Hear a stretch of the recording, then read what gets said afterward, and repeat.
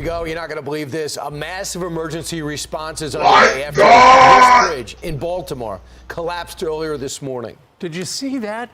Stunning. The entire span of the Francis Scott Key Bridge came crashing down into the river after a container ship rammed a support beam, as you can see in the left-hand part of the screen. So firefighters say as many as 20 people are in the water, and it's being described as a mass casualty event, Kaylee.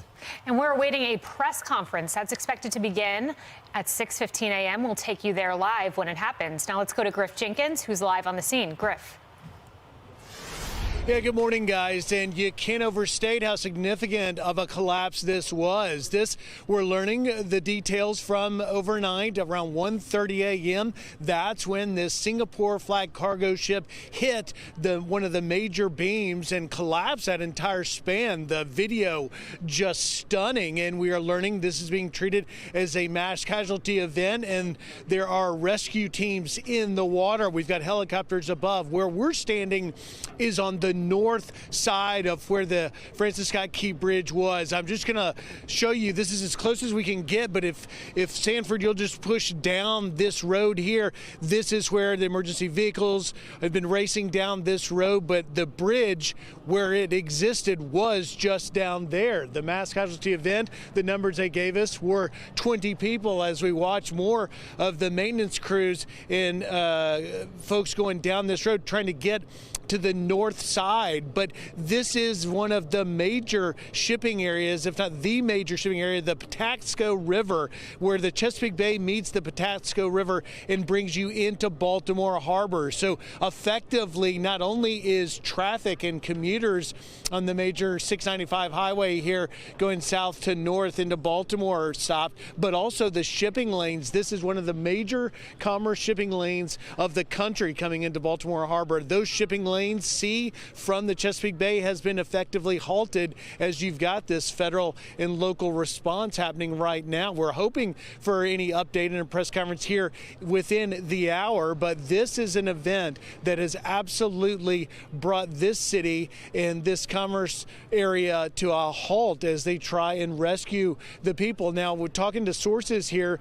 Just where we're standing is basically the parking lot of the Maryland Transportation Authority that services this major thoroughfare and bridge, and it is very routine on any given night that in the overnight hours, that's when they would do maintenance. So not only could it possibly be the cars that might have been on the bridge at that time, but also some routine maintenance workers that may have been working on that bridge. And obviously the span you see in that video is a significant one. This bridge is gone, and we do not know ultimately whether the number is larger than 20 of the people that may be in that water. But if you are in the car and you just look at the height, 100+ feet of the fall, it's plunging into very cold water. Even surviving the plunge would be questionable. And on top of that, it's cold out here. And the folks out here, it's in the 30s. That water is in the mid 40s. And so you've got a hypothermia concern right now. And of course, as we look at the helicopters up in the sky, there are 4 helicopters hovering above. Some may be news crews, others the emergency response. They can't see much because the sun is not yet up. But one thing is clear, and that is no traffic by sea or land is coming through this thoroughfare right now as the crews are working as fast as they can to try and rescue people, and the number of people in that water unknown. One thing to put into perspective is you're waking up and learning this just doesn't happen.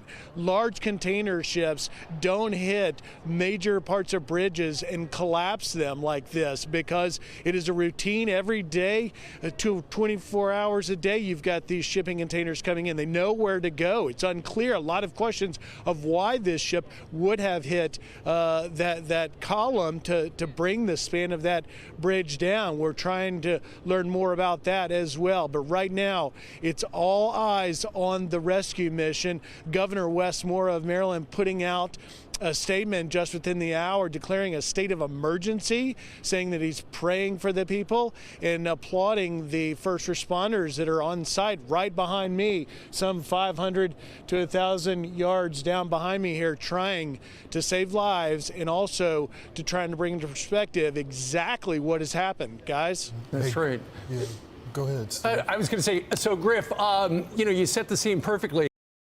Insane predictions from the Boondocks that came true. Boondocks is brilliant, funny, and remarkably insightful when it comes to depicting politics and problems within the Black community. Obama, of course, is as polarizing as he is transformative. Some have accused Obama of being a socialist. Others believe that he's a Muslim. Some have gone as far as to label him the Antichrist. It's insane how the Boondocks have predicted things without trying too hard. From things like celebrity drama to the coronavirus. Honestly, it may as well be on the same level as The Simpsons and Family Guy. One thing is for sure, the Boondocks showed us many events that happened in real life and none of us saw them coming. We are starting off this list with number 1, Usher and Keke Palmer. It's funny how the Boondocks saw this one coming. Usher has always been a charmer. He has a pretty good track record of breaking up relationships. But one of his recent dramas went viral when he shared a moment with Keke Palmer. She melted instantly. The pair danced together at one of his residency concerts in Las Vegas. Mind you, Palmer already has a baby with Darius Jackson. When the video got posted on social media, her baby daddy publicly criticized her for the outfit she was wearing. He commented, "It's the outfit though, you a mom." In February, Palmer gave birth to their son Leo. The two posted their journey on Instagram for the world to see. So it makes sense that Jackson would be hurt by the whole thing. Who wouldn't? But Jackson received a lot of backlash for the way he reacted. Fans said that Palmer was always dressing like that and acting like that. So this wasn't new to her. Besides, they are celebrities. And in the entertainment industry, they always support one another. It's all part of the show. The fans explained that Keke was allowed to go out and wear whatever she wanted and get serenaded by Usher without being publicly shamed. He could have kept his opinions private instead of letting the whole world know. They said he had no respect for the woman's autonomy, claiming that Jackson shamed his baby mama in a bitter attempt to try and control her, mainly because he wasn't mad about that dress, but the chemistry the two shared. But Jackson didn't back down. In a follow-up tweet, which was deleted later, he posted, "We live in a generation where a man of the family doesn't want the wife and mother to his kids to showcase booty cheeks to please others, and he gets told how much of a hater he is. This is my family and my representation. I have standards and morals to what I believe. I rest my case." After the drama blew up, Palmer decided to tell her side of the story. She explained how being a mother changed everything about the way she viewed herself and her body. She said that before she gave birth, she was extremely self-conscious. After that, she was a lot more confident in her own skin and felt more powerful than ever before. Well, the Boondocks predicted it before it was popular. The funny thing is, the Usher story actually happened to one of the producers on the show. His name is Carl Jones. He and his wife at the time went to celebrate season 2. Some of the other members of the Boondocks crew were also there, including Aaron and his girlfriend. They all went out to grab something to eat at a fancy restaurant. Everything was going well until they started talking about the R. Kelly episode. Jones' wife at the time wasn't happy with it, didn't like it at all. So he said she was in a bad mood the whole time they were there. That's until Usher came inside the restaurant and sat down behind them. Her whole mood changed. Suddenly, she started eating the food, loving the energy, and having a fabulous time. She did everything she could to get his attention. She even went to his table and started introducing everyone from the crew. She failed to mention that she was married, of course. Well, Usher still has his way with the ladies, but Boondocks predicted a lot more than that. Coming up next is number 2, the chicken addiction turning deadly.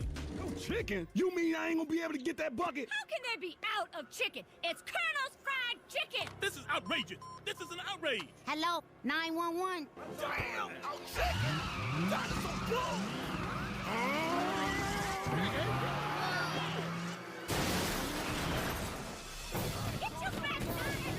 In the Boondocks episode, The Fried Chicken Flu from season 3, we can see many people losing their minds over fried chicken.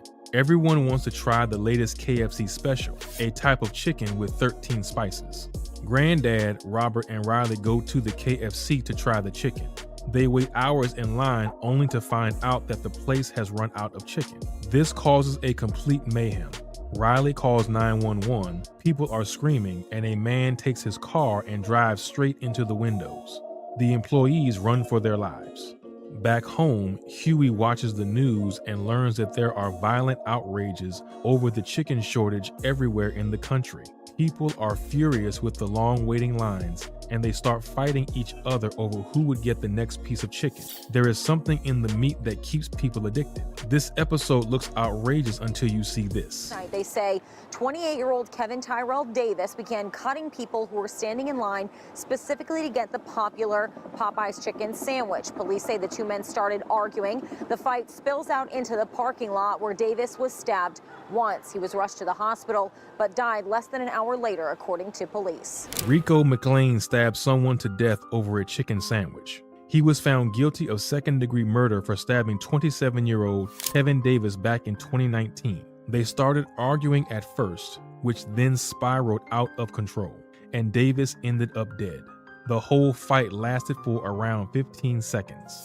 It's interesting how the Boondocks were able to predict this incident. Even though years have passed since the Boondocks premiered, things like these are important today. Remember that time when KFC faced a chicken crisis? In 2018, KFC stores in the UK and Ireland ran out of chicken because their new delivery company failed to deliver it on time. It is a humiliating sight for one of the country's biggest food brands. In city after city, a second day of shuttered stores running short of their vital ingredient. But there is a lot more where that came from. In the middle of the pandemic, Taco Bell was also running short on key ingredients, such as chicken, beef, tortillas, and hot sauce. This made the food item list super short, and the customers weren't happy about it, to say the least. In 2021, Buffalo Wild Wings were facing a similar crisis. They had problems keeping up their chicken meals in stock. The company stated that they were facing a serious chicken shortage. Can you see a pattern here? We sure can. Well, Aaron's prophetic capabilities didn't end here. This series also predicted, number 3, COVID. That same episode with the fried chicken also predicted the pandemic. This episode was released in August 2010. That's 10 years before the pandemic hit. Check this out. And now another crisis brewing, this one around a mysterious virus that seems to have appeared out of thin air and is spreading like wildfire. Already there are 400 confirmed cases of the mystery virus in all 50 states, and the CDC warns it could spread to hundreds of thousands by the end of the week. Huey claims that the chicken was the source of the virus. Suddenly, Robert and Huey hear Jasmine and Tom knocking on the door. They let them inside when Tom claims he didn't eat any chicken. Everyone is horrified because the world is ending. Tom lets Jasmine know she should stay at the Freeman house and survive. When the news is back on TV, it turns out that the fried chicken caused the virus. So people end up calling it the fried chicken flu. Even though many people got infected, they still go back to KFC to buy more chicken. Riots are everywhere. President Obama makes a speech and explains that he and his family are somewhere safe down underground while the rest of society has to deal with the flu. He says people should put their differences aside and band together since it is impossible to cure the flu. This goes to show how predictable our government is. They can drop the ball on most events and leave the people to deal with the consequences. The episode continues with the outbreak, and another news report explains that at least 3,300,000 people are estimated to die. There is also a high chance that the virus is going to spread to other restaurants that sell chicken. Then the survival game begins. The kids need to figure out how to take care of their rations and feed everyone who is staying at the house. Later, Huey names all the symptoms of the flu, and in some of them, we can see a striking resemblance to COVID. These include high body temperature, huge stomach pain, extreme sweating, headaches, large amounts of snot and mucus, loss of balance, and projectile vomiting. People get quarantined and we see Huey wearing a hazmat suit. At the end of the episode, the news pops back up, and it turns out that the whole situation was exaggerated. No one died from what people call the fried chicken flu. What they were actually dealing with was a mild salmonella outbreak. They all survive but end up drained and exhausted. If this is not convincing enough, we also have the number 4, the White House protests. House and Congress are receiving an unprecedented amount of calls from irate African Americans. And the revolution finally came. The mob is refusing to disrupt. The president is urging everyone to stay calm and obey the curfew. You're horrible! We repeat.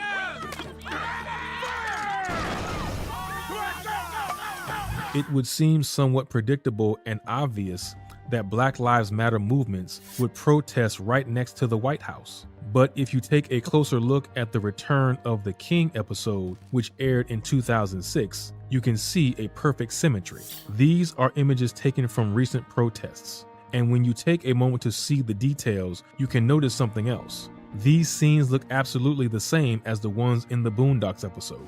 From the tear gas to the mayhem, everything is exactly the same. It's just mind-blowing. As you can see, Aaron believed that the protests, like the ones over George Floyd's death, would bring about the revolution, and he was correct.